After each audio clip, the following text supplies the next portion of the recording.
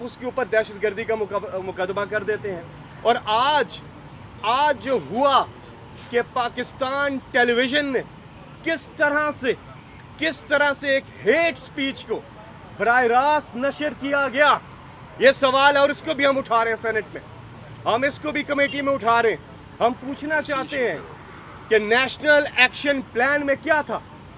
आपने जो इसमें इन्वॉल्व है, जो ये सरकारी नशरियाती इदारे का जो आदमी इन्वॉल्व है, आपने एक हेट स्पीच को बराह रास्त नशर किया है, जिसकी नफरत अंगेजी फैलाने के लिए आपने ये प्रोपेगेंडा मशीन है, पीटीवी जो नून टीवी है, जो पीडीएम टीवी है, उसको इस्तेमाल करके आपने इसको बराह रास्त नशर किया है। ना सिर्फ इसकी मज़म्मत करते हैं बल्कि पूरी कार्रवाई करेंगे, क्योंकि ये कोई भी होता चाहे हमारी पार्टी का कोई होता, इसकी इजाज़त नहीं मिल सकती कि आप हेट स्पीच को, नफरत अंगेज पर मबनी एक तकरीर को आप वो बराह रास्त नशर करें। तो ये भी हम चीज़ उठाएंगे। जी बाबा साहब। बिस्मिल्लाहिर्रहमानिर्रहीम। इमरान खान ने बहुत संजीदगी से जो एक और घर रैंसैक किया नीम शब को FIA के एहलकारों ने लिया है, और उन्होंने पहले अपनी पार्लिमानी पार्टी को हिदायत दी कि इसको सेनेट में उठाया जाए। जो सेनेट के अंदर हमारे सारे लोग हैं वो आपके सामने हैं, इसको हमने उठाया है। दूसरा, लीगल साइड पे हम इसको 3 तरीके से उठा रहे हैं। पहला ये है कि आइन ये कहता है कि प्राइवेसी ऑफ होम, और आर्टिकल 35 ये कहता है कि औरतों और बच्चों को तहफ़्फ़ुज़ और उनको हर तरह से कंफर्ट मिलनी चाहिए घर के अंदर। तो ये जो कल कार्रवाई हुई है मावराए आइन है। इसमें जो ज़ाब्ता फ़ौजदारी की सेक्शन 103 है उसमें लिखा हुआ है कि मैजिस्ट्रेट को साथ होना चाहिए। ना आए तो तब भी उनको इजाज़त है कानूनन, लेकिन मैजिस्ट्रेट साहब को चाहिए था कि जब वो एक पार्लियामेंट के मेंबर के साथ जा रहे हैं रैंसैक करने के लिए उनका घर और उसकी चादर और चार दीवारी फलांगने लगे हैं, तो मैजिस्ट्रेट साहब को अपनी जिम्मेदारी पूरी तरह से पूरी करनी चाहिए थी और वो साथ होते। मैं ये बात इसलिए भी कह रहा हूँ कि वहाँ लिखा हुआ है कि जहाँ रेड करेंगे, रेड इस तरह नहीं हो सकता जिस तरह सेनेटर सैफ के ऊपर हुआ है। रेड के लिए पहली शर्त यह है कि उस मोहल्ले के 3 कम अज़ कम 2 या 3 या इससे ज़्यादा मुअज़्ज़िज़ीन को बुलाया जाएगा कि हम इस घर में दाखिल होने लगे। ये कानून में लिखा हुआ है, ज़ाब्ता फ़ौजदारी 103 पढ़ लें। उसके बाद वो जो अहले खाना है उसको कहेंगे आपको क्या एतराज़ हैं इस रेड के ऊपर, वो दर्ज होंगे। फिर वो चीज़ें जो मुतल्लिका है इन्वेस्टिगेशन से वो दर्ज होंगी और फिर उनकी इन्वेंट्री बनेगी। ऐसे नहीं है कि ये आए, ये डाकू के आने में और किसी कानून के एहलकार के आने में फ़र्क होना चाहिए। ये लोगों को नहीं लगना चाहिए कि डाकू आ गया। लाहौर में एक फैमिली ने एक पे फायर कर दिया, बेचारा जान से चला गया, उन्होंने समझा डाकू आया है। तो डाकू राज में डाकू तरीका हर जगह इस्तेमाल नहीं होना चाहिए, पहली बात। दूसरा जो तरीका उसमें लिखा हुआ है वो ये है कि जो इन्वेंट्री बनेगी वो बाकायदा दिखाई जाएगी और उसकी कॉपी दी जाएगी। जिस तरह सेनेटर साहब के घर में उन्होंने जो गैर आइनी कार्रवाई की वो भी नहीं किया गया। तो इस तरह से ये सारा जो अमल हुआ वो गैर आइनी है। एक तरफ कहते हैं पार्लियामेंट को इज्जत दो और एक तरफ कहते हैं आइन को इज्जत दो, एक तरफ कहते हैं वोट को इज्जत दो, लेकिन वो वोट से मुराद वो वोट है जो उनको पड़ता है, पार्लियामेंट से मुराद वो जिसमें नवाज शरीफ हो सकता है तो वो पार्लियामेंट हो। और तीसरी जो बात वो कह रहे हैं कि आप सारे मिल के पाकिस्तान में इम्पोर्टेड हुकूमत, उसके अलावा कोई आवाज़ नहीं होनी चाहिए। कल भी 2 बड़ी आवाज़ें मीडिया से गायब हो गई हैं और ये सारा माहौल पैदा करने का जो सबब है बुनियादी वो ये है कि वो -1 इमरान करना चाहते हैं, जो कभी भी नहीं होगा। -1 करने वाले खुद माइनस हो जाएंगे। हमने आज अभी ड्यूटी लगाई है मैंने लॉयर्स की, वो जा रहे हैं और मैजिस्ट्रेट साहब से जाके जो उन्होंने ऑर्डर लिखा है, वारंट लिखा है, वो किस बुनियाद पे उन्होंने लिखा है। जो मेरी अंडरस्टैंडिंग है क्रिमिनल लॉ की पिछले 40 साल से और कॉन्स्टिट्यूशन की, वो तो ये कहता है कि पहले पर्चा होगा और उसके बाद छापा मारा जाएगा अगर कोई तफ्तीश में बात आती है कि बरामदगी हमने करनी है। तो ये जो पहले advance anticipatory seizure and search है, ये कहाँ लिखा हुआ है? ये FIA एक्ट 1975 के अंदर ये मौजूद नहीं है। ज़ाब्ता फौजदारी लगता है वहाँ भी। तो इसलिए मैजिस्ट्रेट साहब को हम पूछेंगे कि आपके पास जो मटेरियल उन्होंने दिया है कि हम एक पार्लियामेंटेरियन के घर में दाखिल होने लगे हैं, उस मटेरियल की कॉपी आप हमें सप्लाई करें। और अगर ऐसा नहीं हुआ तो फिर हम रिट पिटीशन में जाएंगे और इसको हम एक टेस्ट केस बनाएंगे और मिसाली केस बनाएंगे कि सिर्फ सबक सिखाना अगर किसी को मकसूद है तो वो याद रखे कि इमरान खान ने पहले ही कह दिया है कि हम बाहर निकल रहे हैं।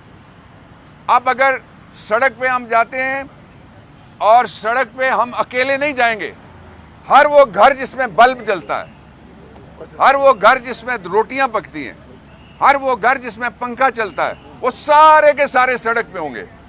और आज का मैं आपको ताज़ा तरीन जो बताई गई है इकोनॉमिक सिचुएशन में, दो सिर्फ उसमें से जुमले आपसे शेयर करता हूँ। वो ये है कि पाकिस्तान की इकॉनमी बबल की तरह फटने लगी। ये लफ्ज़ एक जगह इस्तेमाल हुए हैं, दूसरी जगह ये कि मेल्ट डाउन अपनी आखिरी हद पे चला गया है और पूरी रियासत के सारे रिसोर्सेज और तमाम इदारे सिर्फ इमरान खान रोको और पाकिस्तान तहरीक इंसाफ को रोको, आज़ाद आवाज़ें रोको, मीडिया के ऊपर रोको, इसके ऊपर लगे हुए हैं। इन हालात में दो ऑप्शंस पाकिस्तान के पास बचते हैं। पहला ऑप्शन ये है कि फौरी तौर पे इलेक्शंस करवाए जाएं और दूसरा ऑप्शन ये है कि गैर जानिबदाराना इलेक्शन करवाए जाएं। मैं शदीद तरीन अल्फाज में लॉयर्स की तरफ से भी और पार्लियामेंटेरियंस की तरफ से भी मजम्मत करता हूँ ये जो छापा मारा गया है। और आप ज़रा देखिए, जब वफाक के अंदर कानून की बालादस्ती का ये आलम होगा तो बाकी जगह ये FIA क्या क्या नहीं करती होगी। फिर साथ अगर कोई पुलिस जाती है, FIA की अपनी FIA फेडरल इन्वेस्टिगेटिंग एजेंसी एक पुलिस है, बाय डेफिनेशन एक पुलिस है। लोकल पुलिस किसी इजाज़त से गई? वो उनकी इजाज़त से गई है कि इस वक्त मॉडल टाउन के जितने बड़े मुल्जिम हैं, एक तो जो इम्पोर्टेड के साथ बैठता है वो मुल्जिम है और बाकी सारे मुल्जिम उनको इस्लामाबाद में ट्रांसफ़र किया गया। यहाँ पुलिसिंग कभी अच्छी हुआ करती थी, लोगों को एतबार भी होता था, अब वो एतबार उठ गया है। और कल का जो वाक़या ये शदीद तरीन है इस सिलसिले में।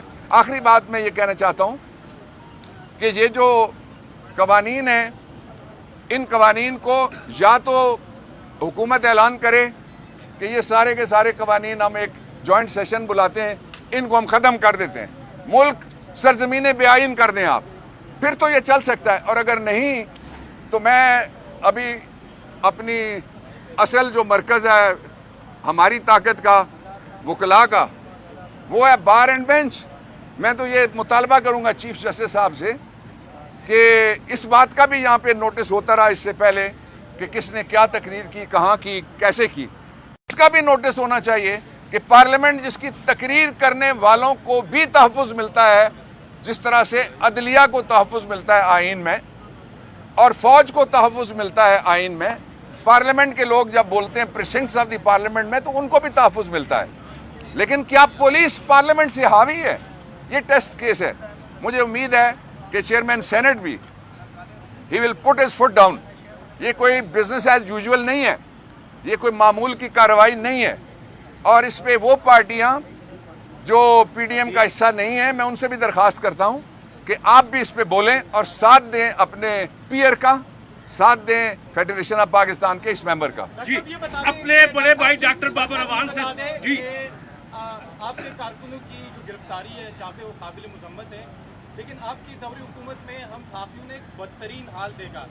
हमारे सहाफ़ियों को किडनैप किया गया, उनको मारा गया, उन पर फायरिंग की गई।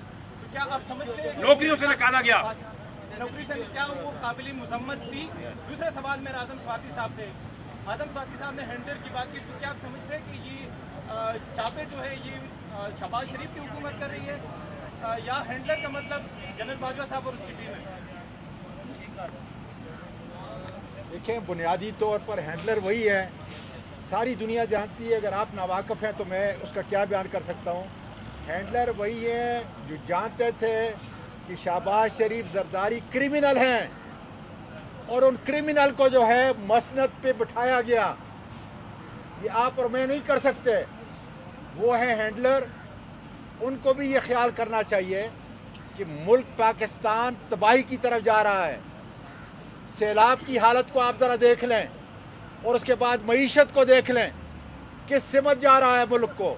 और जब तक सियासी इस्तेकाम नहीं आएगा, जब तक पार्लियामेंट मजबूत नहीं होगी, जब तक चादर और चार दीवारी सैफुल्लाह नियाजी के साथ अक्रॉस द बोर्ड सारी पार्टियां नहीं खड़ी होगी, मीडिया नहीं खड़ा होगा, उस वक्त तक मुल्क के अंदर सियासी इस्तेकाम और माशी इस्तेकाम नहीं आ सकता।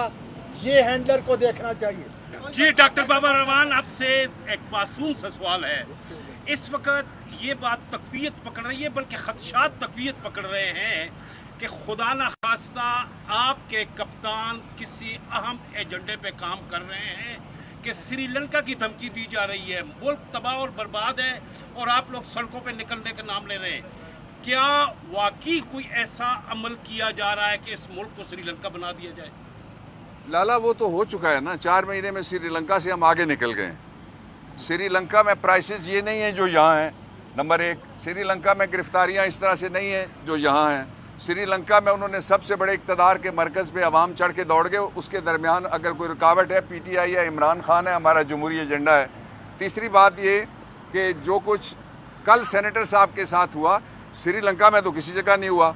वो जो स्ट्रीट जस्टिस करने की वहाँ लोगों ने कोशिश की, वो लोगों ने की, सरकार ने वहाँ पे किसी ने कुछ नहीं किया। तीसरा ये कि श्रीलंका बनाने के लिए आप थोड़ा सा, मैं आपको थोड़ा सा पीछे लेके जाता हूँ। थोड़ा सा पीछे से मतलब ये 72 साल, ये 72 साल कौन था यहाँ?